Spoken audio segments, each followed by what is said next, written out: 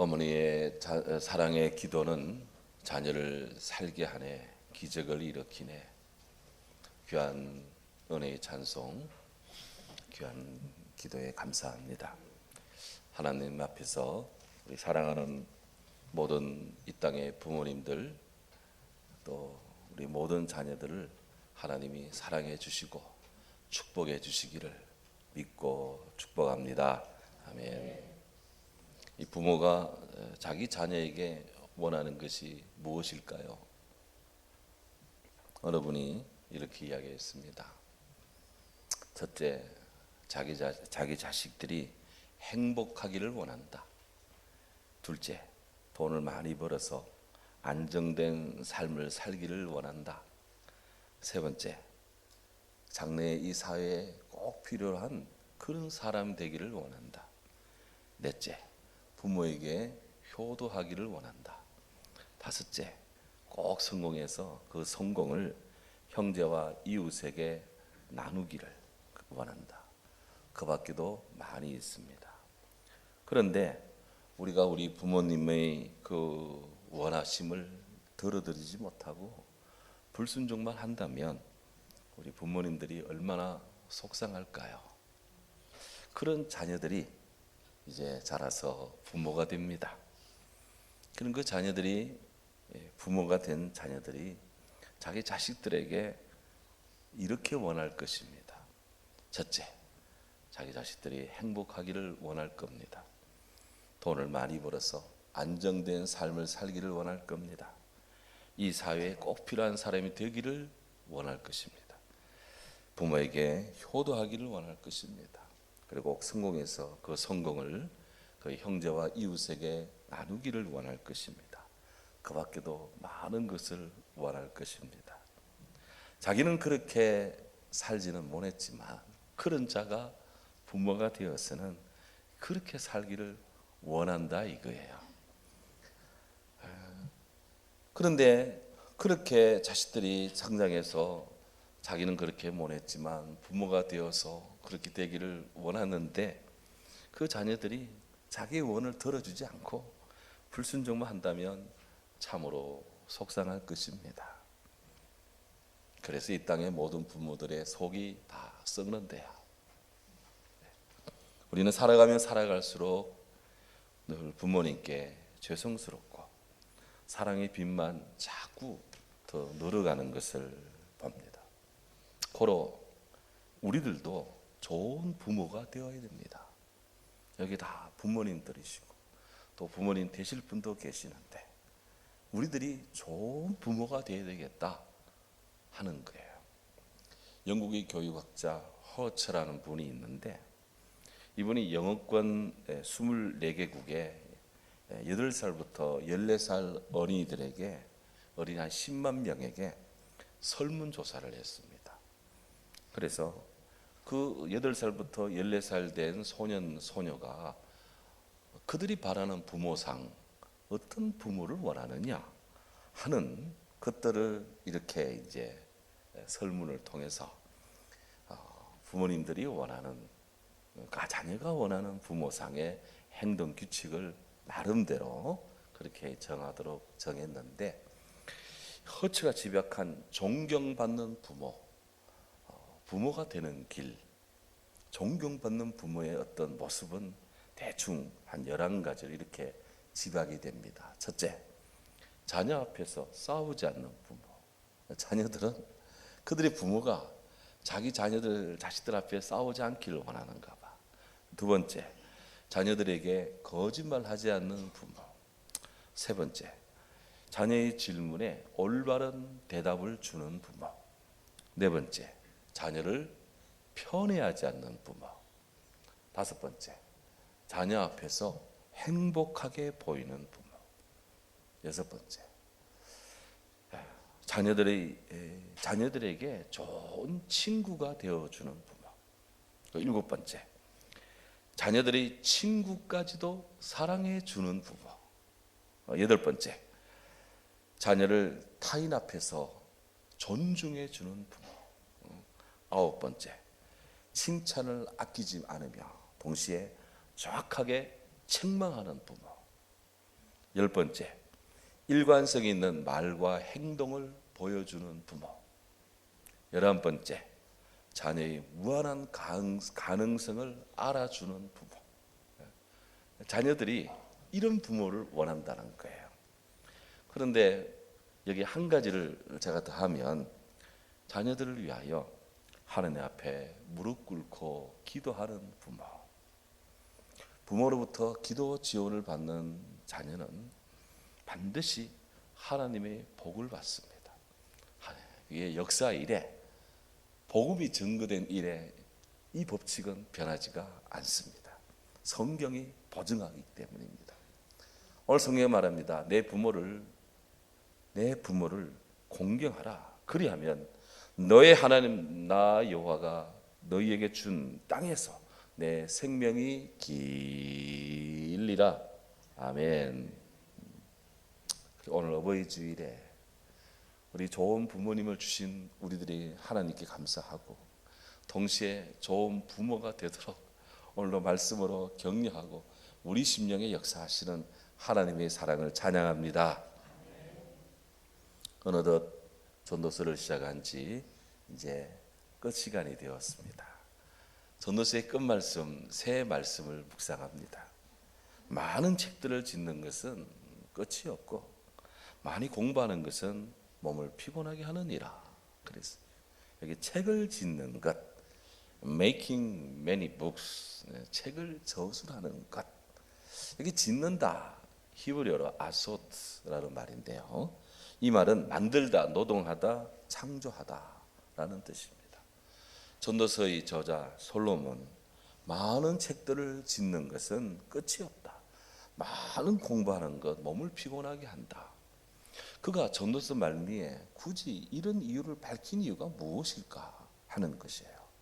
이 구절은 언뜻 생각하면 마치 책을 저술하고 공부하고 연구하는 것은 심신을 망치는 것처럼 그렇게 비춰집니다. 과연 솔로몬이 그런 의도로 이 말씀을 했을까요? 우리가 말씀을 자세히 한번 객관적으로 자세히 보면 이렇습니다. 먼저 솔로몬 자신이 피곤하리만큼 그렇게 노력해서 책을 저술했고, 그 책을 저술하기 위해서 많은 공부를 했다라는 일반적인 사실을 여기 기록합니다. 두 번째로, 사람이 한도 끝도 없이 연구하여 많은 책을 저술하는 것은 정말 몸도 마음도 피곤하고 힘들다라고 하는 당연한 이치를 여기 기록하고 있습니다. 부족한 저희 경우에도 설교 준비할 때는 흰 머리카락이 안 보여요. 근데 뭔가 연구를 하고 할 때는, 연구 논문을 쓴다든지 뭐 글을 내기 위해서 머리를 짤 때는 보면 어느 순간 흰머리가 툭툭 튀어나와요. 솔로몬이 지금 그거를 말합니다. 나아가서 비록 많이 연구하지만 진리의 말씀의 빛을 발견하지 못할 때 그 실망감은 이루 말할 수가 없습니다. 그러니 세상에서 이런 지식들을 습득하고 연구하려고 할 때 그것이 헛된 경우, 정말 참 마음이, 몸도 마음도 무거워지는 측면이 있다. 그런 측면을, 경계를 주고 있다 하는 거예요. 분명히 생각하면 비단 우리가 공부하고 연구하는 일뿐이 아니라 우리 인생살이에 쉽게 그냥 되는 일이 뭐가 있습니까? 세상에 어떤 직업에 어떤 일을 하든지 힘이 들지 않고 수고하지 않고 애쓰지 않고 고나게 일하지 않고 밥을 먹을 수 있는 경우가 어디에 있습니까? 없습니다. 모두가 다 피곤하고 힘들게 일을 해야 되고 연마해야 되고 해서 우리는 하루하루 살아가고 있습니다. 이런 점에서 볼 때 솔로몬은 열심히 인생살이를 해 나가는 것, 그걸 부정하지 않습니다. 하지만 하나님과 상관이 없이 그냥 인생의 일만을 힘쓴다는 것, 그것의 종국은 몸도 마음도 피곤해진다 라고 하는 또 다른 측면도 여기에는 섬여 있습니다. 실로 하나님 없는 세계는 우리 삶에 다 무의미하고 우리 삶을 피곤하게 하기 때문입니다. 어쨌든 사람이 뭔가 한 가지 일에 집중을 하고 하나의 일에 전념하는 것은 그의 몸도 마음도 피곤하게 하는 것은 틀림이 없어요. 특별히 솔로몬이 오늘 전도서라는 말씀을 우리에게 주시는데 그가 이 전도서 12장 12장의 말씀을 우리에게 주기까지 그가 얼마나 깊이 생각하고 기도했고 세상의 모든 것들을 살펴서 하나님의 진리의 말씀을 기록했을 때 그가 얼마나 힘이 들었을까, 수고했을까. 물론 성령이 도우셨겠지만 인간적인 수고를 생각하면 엄청났을 것이다. 왜? 세상의 원벌이기 때문에 그렇습니다. 저는 가끔 생각해 봅니다. 책이란 무엇인가? 이번 저희 생일날에도 우리 주일학교에서 또 학생회에서 이렇게 제가 원하는 책 몇 권을 사주시더라고요. 그 선물을 받고 해마다 그런 선물을 받고 정말 마음에 깊은 고마움과 감사를 그들이 가지고 있는데요. 그런 책들이 이렇게 쌓이고 빼서는 또 다른 데 놓고 누구 주고 뭐 이렇게 하면서 생각합니다. 책이란 무엇인가? 어떤 분이 침팬지에게 책을 줘봤대요. 봤더니 침팬지가 그 책을 보고는 확 움켜잡고 냄새를 콕 맡아본 다음에 먹어보려고 입에 씹어 넣었다가 별 맛이 없는지 책을 그냥 북북 찢고는 집어 던져버리다는 것입니다. 6살 된 친구에게 그 책은 자기 장난감 받침대로 이렇게 쓰고 훌륭하게 아주 그 위에서 그림도 그리고 뭐 게임도 하고 뭐 그런다는 거예요. 먹고 살기 바쁜 직장인에게 40대 직장인에게 그 책은 흔들리는 책상다리 받침으로 아주 유용해서 그 위에서 아주 그냥 사무 처리를 멋지게 노트북 넣고 멋지게 한다는 거예요. 과연 책은 우리에게 그런 것입니까? 뜨거운 라면 국물 받치는 받침대로서 족한데 과연 책은 그 정도로 족한 것입니까? 다 그런 건 아니에요. 그 책의 진가를 아는 사람이 있습니다. 그런 책에 정신이 팔려서 앉아서 책을 읽는데 몸은 이 세상에 있지만 책은 그 세계 속으로 빠져들어갔습니다. 저 세상에 있는 사람처럼 행복감에 젖어 있습니다. 주위에서 무슨 일이 일어난지 관계하지 않고 계속해서 책을 들고 있습니다. 책으로 인한 부유함과 행복이 밀려온다. 그에게서 책은 돈 주고도 살 수 없는 인생의 존립 의지이고 포스이다 하는 거예요. 사람의 체중은 저울에 올라가면 달 수가 있습니다. 그 사람 체중이 얼마인지 몸무게 알 수 있습니다. 하지만 그의 지성의 무게는 잴 수가 없습니다. 지성엔 한계가 없기 때문이에요. 아주 지식이 풍부한 현자에게 어떻게 이처럼 현명한 사람이 되었습니까? 라고 어느 제자가 물었대요. 그래 그 현자 그것은 돈이라는 것을 음식을 만들 때 쓰는 식용유보다는 등불을 밝히는 등유를 사는데 돈을 더 많이 썼기 때문이다. 뭐 그렇게 이야기를 했다는 거예요. 사람은 책을 통해 제일 많은 지혜를 얻는다. 바로 배움, 학식이라는 의미의 탈무드에 나오는 이야기입니다. 사람은 책을 통해서 많은 지혜를 얻는다. 요즘에는 인터넷을 통해서 핸드폰을 통해서 지혜를 얻는다 하지만 그 인터넷 핸드폰에 있는 것들이 다 책에 있는 것들입니다. 해서 국력은 체력이다. 국력은 체력이고 국력은 책이라고 해도 과언이 아닙니다. 미국 웬만한 대학의 도서관들, 그래도 우리 귀에 익숙한 그런 대학교에 평균 장서가 도서관에 책이 몇 권이냐? 600만 권 정도가 있대요. 우리나라의 대학의 웬만한 대학은 기본적으로 65만 권 정도의 책이 있습니다. 우리나라 서울대학교에는 한 350만 권 정도의 책이 있다고요. 그런데 제가 박사학위 논문을 쓸 때 아주 애용했던 피츠버그 신학대학원 도서관에 대학원 신학대학원입니다. 그 도서관에 200만 권의 책이 있습니다. 프린스턴 신학대학원에 책이 250만 권이 있습니다. 신학대학원에만 250만 권. 다른 대학 합치면 책이 어마어마한 거야. 1000만 권 이상 책이 있다는 거 아니에요?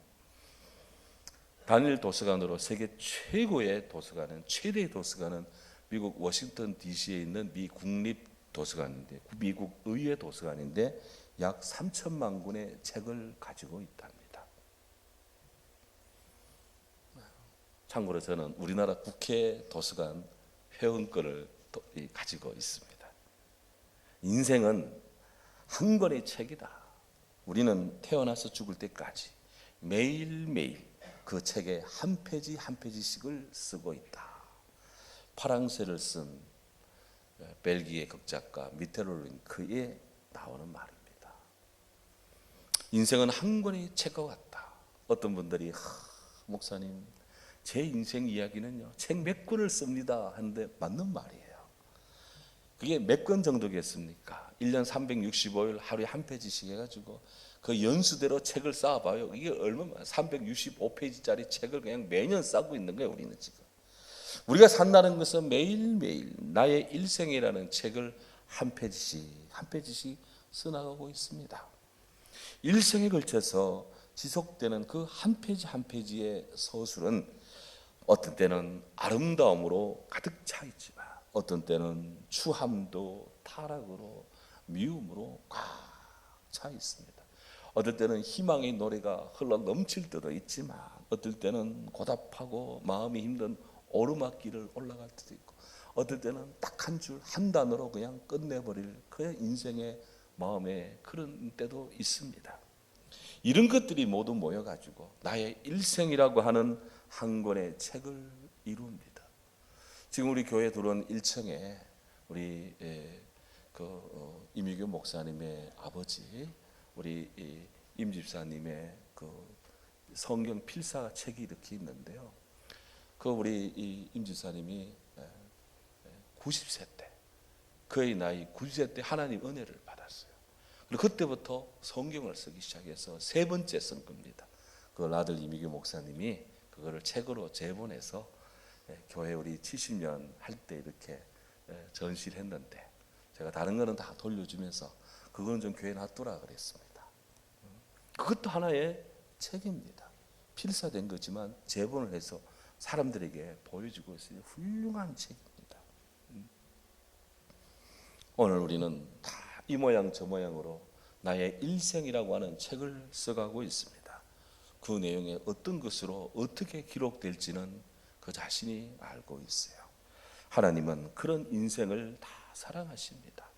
분명한 것, 성경은 책을 무시하는 반지성주의자가 아닙니다.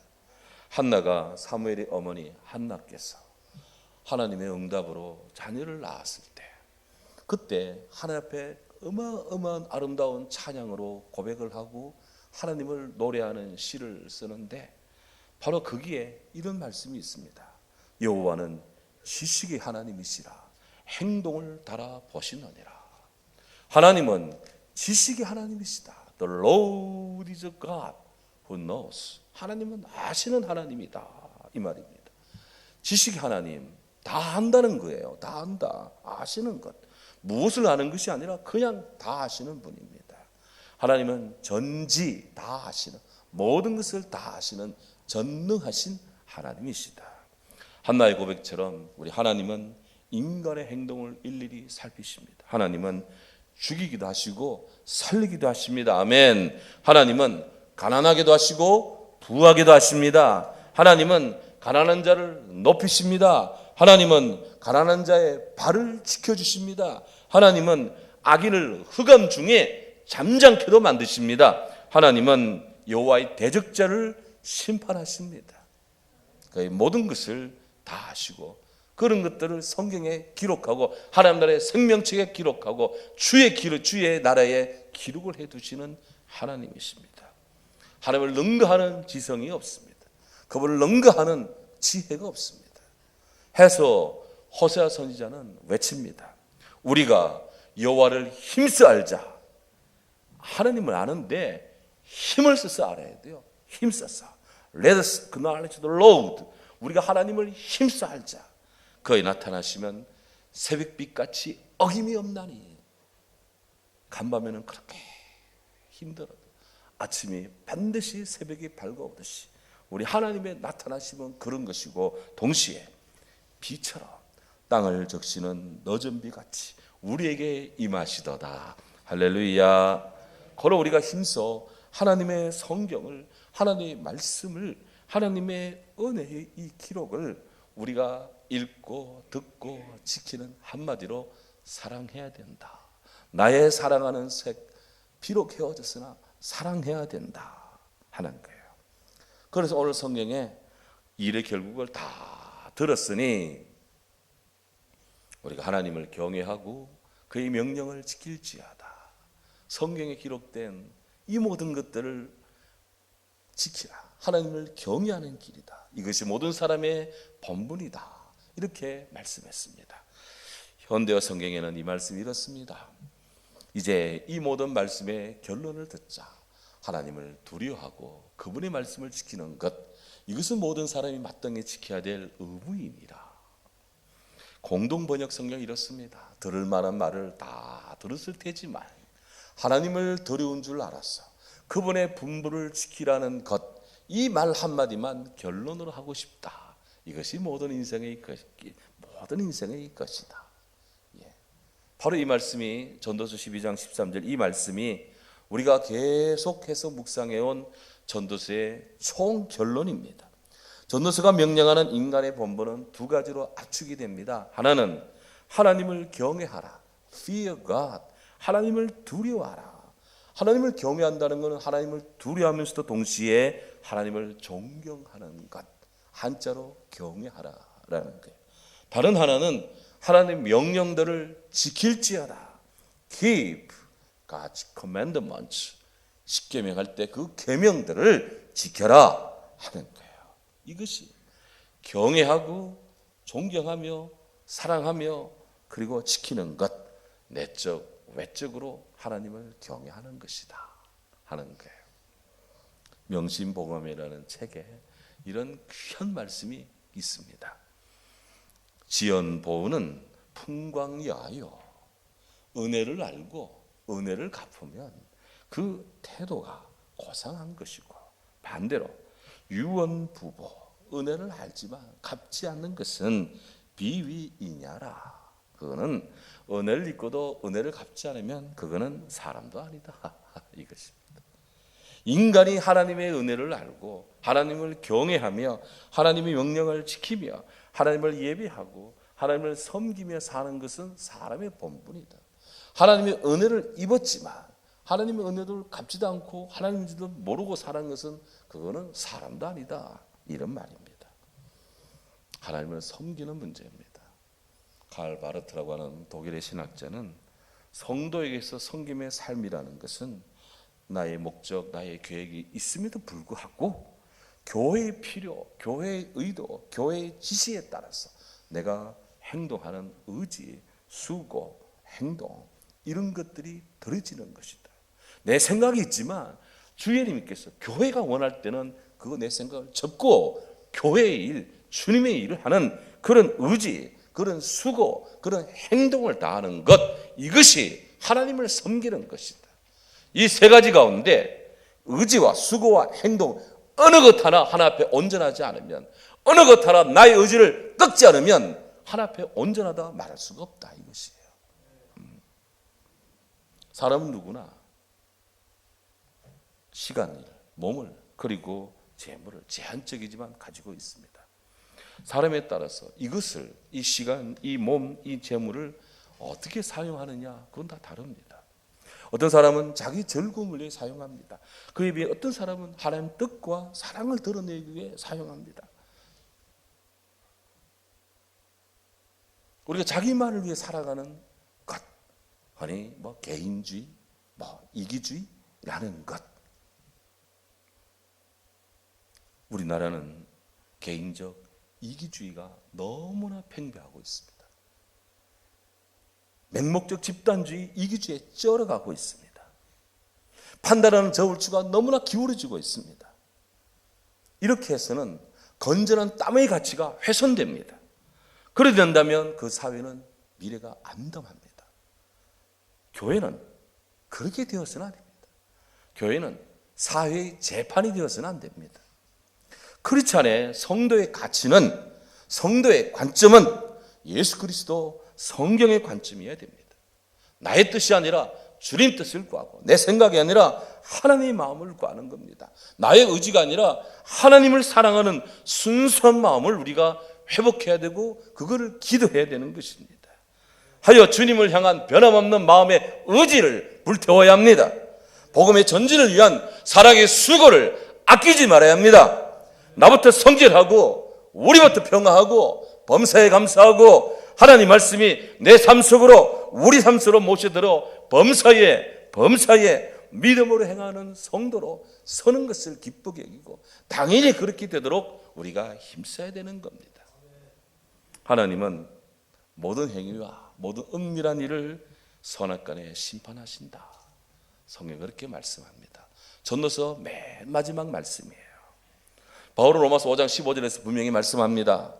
한 사람의 범죄로 인하여 많은 사람이 죄를 인하여 죽었은즉, 한 사람 하나님의 은혜, 또 한 사람 예수 그리스도의 은혜로 말미암아 많은 사람에게 이 하나님의 생명의 선물이 넘쳐난다. 그랬어요. 아담으로 인해 다 죽습니다. 하지만 둘째 아담이신 예수 그리스도로 인해 모두가 다 믿는 자 살게 되는 것입니다. 교회는 첫사람 아담의 후예 속에 있는 우리들이지만, 우리는 예수 그리스도께 접붙임 받은 사람으로서 예수님의 생명의 유업을 이어받은 사람들입니다. 고로 우리는 죽는 길이 아니라 생명의 길로 가는 사람들입니다. 어떤 분이 악당이 속 시원하게 죽지 않는다라고 탄식을 합니다. 무슨 일인가 해서 살펴봤더니, 디즈니 그 영화에 백설공주라는 영화에서 공주를 괴롭히는 악한 이 여왕이 문제라는 겁니다. 원작에는 그 악한 여왕이, 백설공주를 괴롭히는 악한 여왕이 하늘에 벼락을 맞고 땅의 절벽에 떨어져서 이제 죽는데, 이 디즈니에서 만든 영화에는 이 악한 여왕이 너무나 아름답게 시적으로 사라진다는 거예요. 악인이 죽지 않고. 어린 시절 영화 보신 분들, 어린 시절 영화 속 악당은 속 시원하게 죽었습니다. 하지만 요즘 악당들은 다 감옥에 갑니다. 그런데 속편을 보면 2편, 3편 나오잖아요. 그 속편에 보면 그 악당이 또 어떻게 했는지 몰라도 그 악당이 살아나옵니다. 기어 나와가지고 더 큰 문제를 일으킵니다. 배트맨 같은 거 보십시오. 끝없이 악당이 막 작당을 합니다. 물론 영화니까 그렇다 치고, 영화가 세태를 반영한다면 권선징악이 모호해지는 시대에 우리가 지금 살고 있는 거예요. 불행한 일입니다.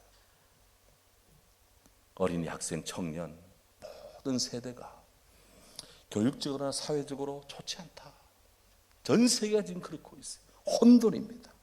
하지만 성경은, 하나님께서는 분명히 말씀합니다. 악인의 형통을 부러워하지 마라.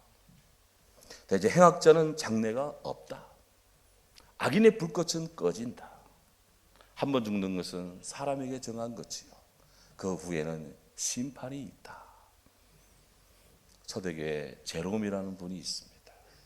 라틴어 성경을 번역하기 위해서 베들레헴 우물가에 우물 속에 들어가 1년 동안 그 아래서 우물 밑에서 성경을 번역했습니다.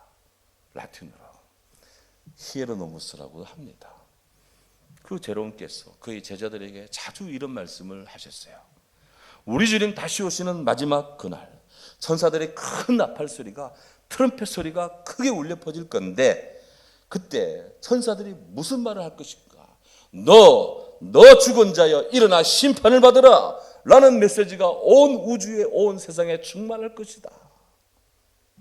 전도서의 이 말씀이 온 땅에 울려 퍼질 것이다. 그런 말입니다.